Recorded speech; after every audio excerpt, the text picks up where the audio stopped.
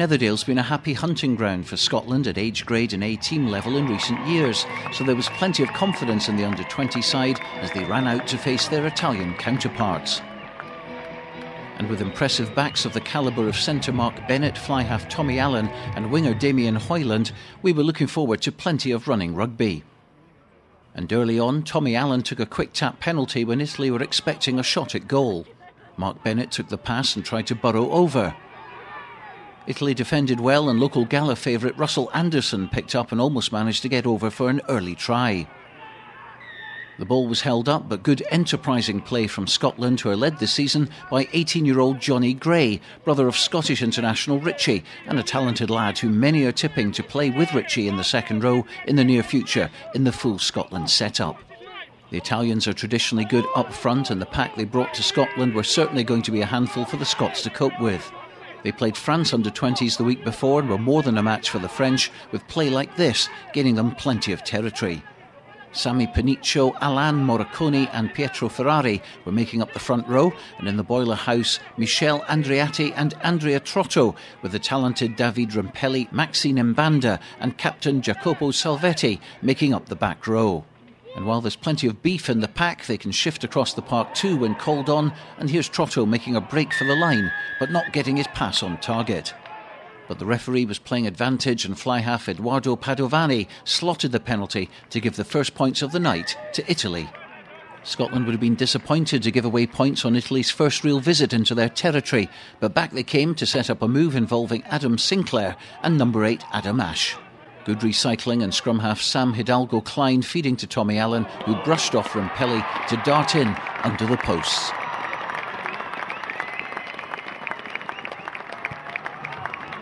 The standoff, who plays for Western Province, was thrilled with that. A nice jink to get past Rampelli, and he wasn't going to be caught from there as he put the ball down between the sticks. He added the extras, and on 20 minutes the Scots were looking good at 7-3 up. Glasgow Warriors' Mark Bennett is a real star in the making. He made line break after line break, and it's surely only a matter of time before we see him represent Scotland at international level. This is what he's capable of, a very exciting prospect indeed.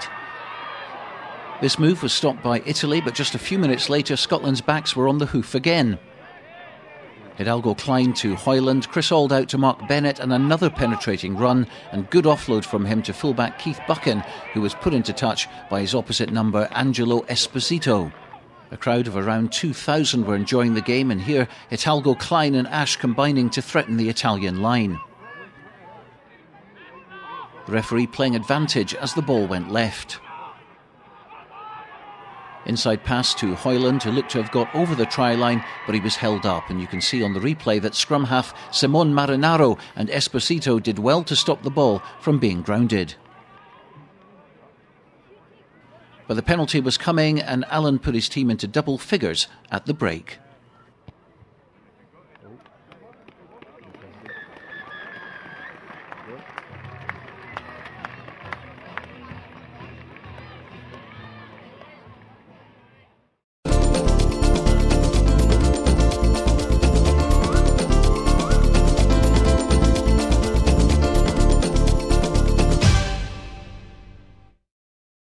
Into the second half, and getting the first score would be hugely beneficial to the Scots, and once again we got to see what Mark Bennett can do. Breaking through the Italy defence with ease, but his kick ahead probably not the best option as Esposito was back to clear up for Italy. Seeing it from the other angle, Bennett certainly has pace to burn, and he was to be a thorn in the side of the Italians all evening.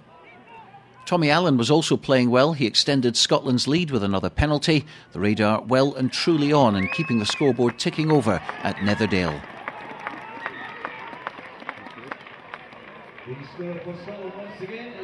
Moments later, Scotland found themselves once again in Italian territory. The pack were getting plenty of ball to give to the backs, and Italy's defensive play was coming more and more under pressure. They slowed the ball down, and at the bottom of this ruck was Marcelo Violi, who was guilty of a professional foul. Referee Ian Tempest from the RFU spotted what he was doing, and despite a bit of pleading with the ref, he was shown the yellow card, and Italy were down to 14 men and 3 points further behind thanks to the reliable boot of Tommy Allen. Allen had scored all 16 points for Scotland, but a leg injury meant Alex Haggart from Aberdeen would replace him, and Haggart instrumental in Scotland's next score from winger Damien Hoyland.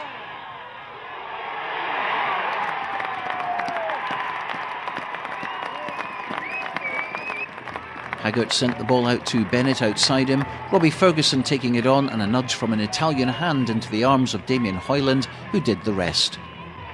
And Haggart's touchline conversion made it 23-3 to the Scots going into the final stages. Italy's charge down here went straight to Stirling's Rory Hughes, who beat David Odietti's tackle before being brought down. But replacement number 9, Ali Price, got things moving again, and Scotland put another couple of phases together. And it's not just the backs who know how to line break. Prop Phil Kringle, who plays his rugby for Stu Mell, got the fans excited with this run up the park. Another phase and quick ball from Price to Haggart, and it looked as if Bennett would get a well-deserved score for his evening's work, but the pass was forward and it wouldn't count.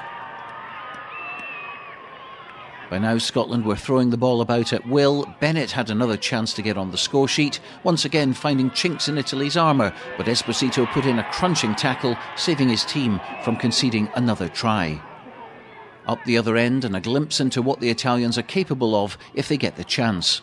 They won a good solid scrum 5 metres out from the Scottish line, and their powerful number 8 Maxime Mbanda managed to breach the Scottish defence to scramble over for a try.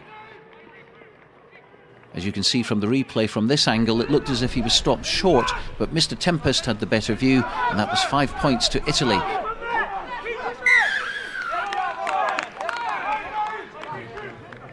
And the conversion made it 23-10. But Scotland continued to dominate in the loose, good offloading and plenty of support for the ball carriers as they stretched the Italians. Ash had Bennett outside him, his pass to Robbie Ferguson missed out Will Bordell, but the popular Ayr player picked up well and put a little kick in which forced Esposito to concede a 5-metre scrum. Scotland's third try was well worked, Captain Johnny Gray taking a cheeky pass from Price and the big 18-year-old bulldozing over to make the game safe. Great bit of skill from the Bedford Blues scrum half, and Johnny Gray won't be stopped from 2 or 3 yards out, and Haggart's conversion would put Scotland into the 30s and out of reach of Italy.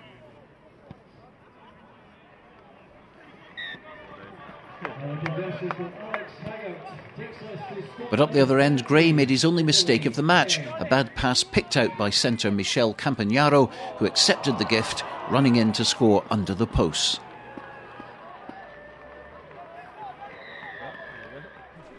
That try made the score a little more respectable for Italy, but it was deep into stoppage time. It would be no more than a consolation score for them. The centre kicking the conversion, but that was the last play of the match and a convincing win for the Scots. That takes us to the final whistle, the final score, Scotland 30, Italy 17.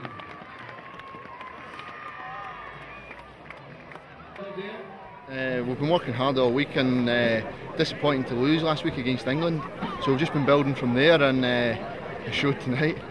A lot of mistakes, but the pace was very high, and I suppose it did seem to get better as the match went on. Yeah, well, we thought that we were fitter than them from the start, and we tried to work and use that to advantage. We just tried to lift the tempo as quickly as we could, and again, it worked. Our defence was unbelievable, and Simon Cross is doing a fantastic job there. Last week our lineup was fantastic, and it's great work with JD, a good borders man. You know, and again, a great coach, 2 great young coaches that I'm delighted to be working with, and you know the players are slowly gelling. It's Ireland here, fantastic, and same time, same place, 2 weeks tonight, and boys, we're looking forward to that. Ireland will be. We can't afford to give away 6 penalties in the first 15 minutes and be in the game. Ireland will punish us that way, so discipline's been a problem. Hi, I'm Michelle. Welcome to Tile Style. For a unique customer experience, come to the Border's #1 tile showroom.